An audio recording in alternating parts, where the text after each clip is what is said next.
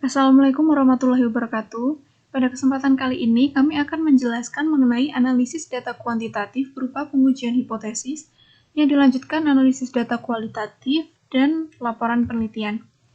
Di mana kelompok ini terdiri dari Aninta Gina Sarvina, Nadia Ulfa, dan Novita Dwi-Lestari. Pada bab pertama, kita akan menganalisis mengenai data kuantitatif berupa pengujian hipotesis. Nah, di sini terdapat kesalahan tipe 1, kesalahan tipe 2, dan kekuatan statistik, di mana kesalahan tipe 1 disebut alfa, kesalahan tipe 2 disebut beta, dan kekuatan statistik ini merupakan probabilitas menolak secara tepat dari hipotesis 0.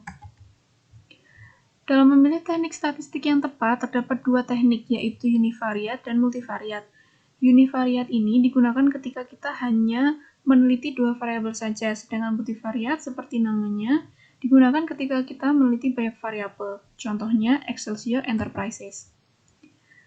Menguji hipotesis min tunggal, ini berarti uji tes satu sampel digunakan untuk menguji hipotesis bahwa min populasi di mana sampel diambil, ini sama dengan statistik R perbandingan. Nah, menguji dua hipotesis dua min yang berhubungan dapat menggunakan uji Wilcoxon dan uji McNemar, di mana uji Wilcoxon ini merupakan uji non-parametrik untuk menguji perbedaan yang signifikan antara dua sampel yang berkaitan, sedangkan uji McNemar merupakan metode non-parametrik yang digunakan pada data nominal. Menguji hipotesis dua min yang tidak berhubungan, yaitu berupa uji tes sampel independen, dilakukan untuk melihat apakah ada perbedaan yang signifikan dalam min untuk dua kelompok dalam variabel yang diminati, yaitu variabel nominal yang dibagi menjadi dua subkelompok.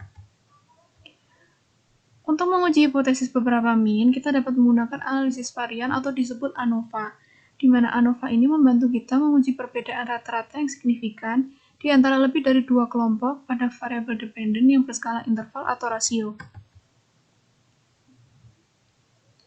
Nah, untuk analisis regresi sendiri dibagi menjadi analisis regresi sederhana dan berganda, di mana sederhana ini digunakan dalam situasi di mana satu variabel bebas dihipotesiskan mempengaruhi satu variabel terikat, sedangkan untuk analisis regresi berganda, ini adalah teknik multivariat yang sering digunakan dalam penelitian bisnis. Koefisien regresi terstandar ini terdiri dari regresi dengan variabel dummy, di mana dikodekan dengan angka 0 dan 1, sedangkan untuk multikoloniaritas, yaitu untuk menguji multikoloniaritas dengan memeriksa matriks kolerasi untuk variabel bebasnya. Nah, uji dan analisis multivariat yang lain ada analisis diskriminan yang membantu mengidentifikasi variabel bebas yang membedakan variabel terikat berskala nominal dan dari keterkaitan misal yang tinggi pada suatu variabel dengan yang rendah pada variabel tersebut. Kemudian regresi logistik digunakan ketika variabel terikat adalah non-metrik. Analisis conjoint ini teknik statistik yang digunakan di banyak bidang termasuk pemasaran, manajemen produk, dan penelitian operasi. Selanjutnya ada ANOVA dua arah yang digunakan untuk meneliti efek atau pengaruh dua variabel bebas non-metrik terhadap satu variabel terikat metrik. Selanjutnya ada MANOVA untuk menguji perbedaan min di antara kelompok pada beberapa variabel terikat secara bersamaan. Dan selanjutnya ada korelasi kanonikal, di mana menguji hubungan antara dua atau lebih variabel terikat dan beberapa variabel bebas. Nah, software untuk analisis data ini ada beragam, yaitu ada Lisrel, MATLAB, M+, SAS atau STAT, SPSS, ada Amos, dan StataEFuse. Selanjutnya, analisis data kualitatif ini merupakan data dalam bentuk kata-kata, contohnya berupa catatan wawancara, transkrip, kelompok fokus, jawaban pertanyaan terbuka, transkrip, rekaman video, bahkan produk dari internet, artikel berita, dan sejenisnya. Langkah dalam menganalisa data kualitatif ini terdapat 3, yaitu direduksi datanya, penyajian data, dan penarikan kesimpulan. Dalam mereduksi data, pertama, pengumpulan data kualitatif ini menghasilkan data dalam jumlah yang besar. Maka langkah pertama dalam analisis data adalah mereduksinya, dengan melakukan pengkodean dan kategorisasi. Nah, pengkodean adalah proses analitik di mana data kualitatif yang telah dikumpulkan kemudian direduksi, diatur ulang, dan diintegrasikan ke dalam teori. Nah, kategorisasi, yaitu produk mengorganisir, menyusun, dan mengklasifikasi unit pengkodean, di mana kode dan kategori dapat dikembangkan baik secara induktif maupun deduktif. Selanjutnya, data data kualitatif dilakukan penyajian data. Dan menurut Miles dan Huberman, penyajian data ya ini kegiatan utama yang harus dilakukan saat menganalisis data kualitatif.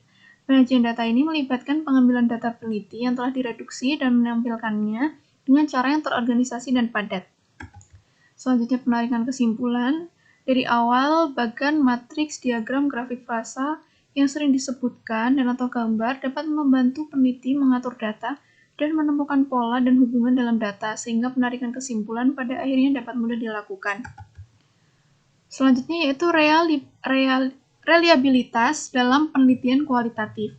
Reliabilitas berkaitan dengan sejauh mana peneliti dapat menggunakan definisi kategori untuk mengklasifikasikan data kualitatif. Nah, reliabilitas antar penilai dapat didefinisikan sebagai tingkat konsistensi antara pembuat kode yang memproses data yang sama. Nah, validitas dalam penelitian kualitatif terdapat dua metode.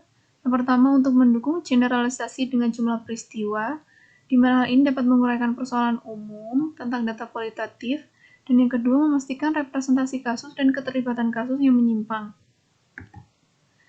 Nah, beberapa metode lain untuk mengumpulkan dan menganalisis data kualitatif yaitu dengan analisis isi, yaitu metode penelitian observasi untuk mengevaluasi secara sistematis isi simbolik dari semua bentuk komunikasi yang dicatat.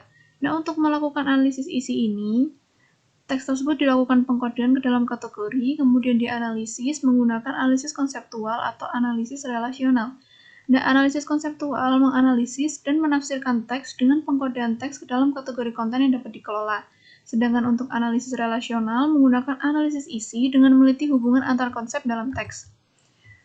Analisis naratif yaitu pendekatan yang bertujuan untuk membuat dan meneliti kisah-kisah yang kita ceritakan tentang diri kita sendiri atau implikasinya bagi kehidupan kita.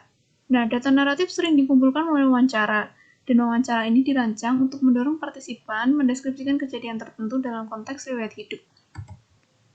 Selanjutnya ada induksi analitis, di mana ini merupakan strategi yang lebih umum dari analisis data kualitatif, di mana induksi analitis adalah pendekatan data kualitatif di mana penjelasan umum fenomena dicari dengan mengumpulkan data kualitatif sampai tidak ada kasus yang tidak konsisten dengan penjelasan hipotesis dari satu fenomena yang ditemukan.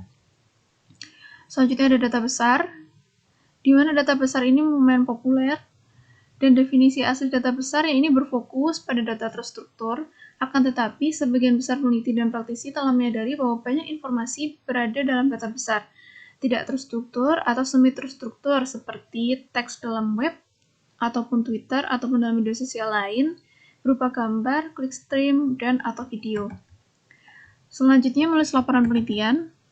Nah, dalam menulis laporan penelitian ini, yang pertama adalah laporan tertulis, dapat memungkinkan pembaca untuk menilai fakta dan argumen yang disajikan di dalamnya untuk memeriksa hasil studi, merefleksikan kesimpulan, memberikan rekomendasi, dan kemudian menerapkan rekomendasi tersebut. Nah, laporan penelitian dapat memiliki tujuan yang berbeda-beda sehingga bentuk laporan tertulis akan berbeda pula.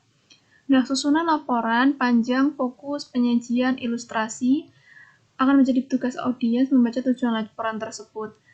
Selanjutnya kejelasan, keringkasan, koherensi, penekanan yang tepat pada aspek penting, pengaturan paragraf, transisi dari satu topik ke topik berikutnya, pilihan kata yang tepat dan kekhususan adalah fitur penting dari laporan yang baik. Laporan penelitian memiliki halaman judul, ringkasan, atau abstrak, kata pengantar, daftar isi, dan terkadang salinan surat izin untuk melakukan penelitian. Bagian integral dari laporan ini terdiri dari judul laporan penelitian, kemudian ringkasan berupa abstrak, dan daftar isi yang berisi subjudul dari keseluruhan laporan tersebut. Nah, bagian integral lainnya yaitu berisi bagan, gambar, peta, tampil, foto, atau jenis bahan lainnya yang juga ikut dilampirkan setelah daftar isi. Kemudian kata pengantar digunakan untuk menyebutkan persoalan latar belakang yang diperlukan untuk memahami subjek secara logis dan tidak hanya sesuai dengan teks.